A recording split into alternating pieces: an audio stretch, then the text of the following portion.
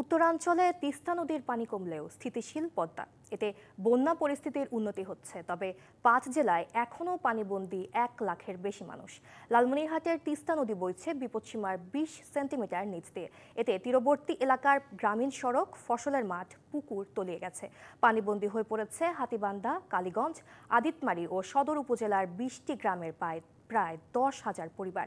এছাড়া জেলার হাতীবান্ধা, আদিতমারী ও সদর উপজেলার বেশ কয়েকটি পয়েন্টে দেখা দিয়েছে নদী ভাঙন। পদ্মা নদীর পানি স্থিতিশীল। চাঁপাইনবাবগঞ্জে সদর ও শিবগঞ্জ উপজেলার 5টি ইউনিয়নে প্রায় 11,000 পরিবার পানিবন্দী। কোনো কোনো সড়কে হয়েছে হাঁটু পানি। কুড়িগ্রামে তিস্তা, ধরলা, দুধকুমার, ব্রহ্মপুত্র সহ সবকটি নদ নদীর পানি বাড়ছে। দুধকুমার নদীর পানি বিপদসীমার ওপরে। অন্যদিকে কুষ্টিয়ার দৌলতপুরে বন্যা পরিস্থিতি স্থিতিশীল, তবে 4টি ইউনিয়নের অন্তত 55,000 মানুষ চরম দুর্ভোগে।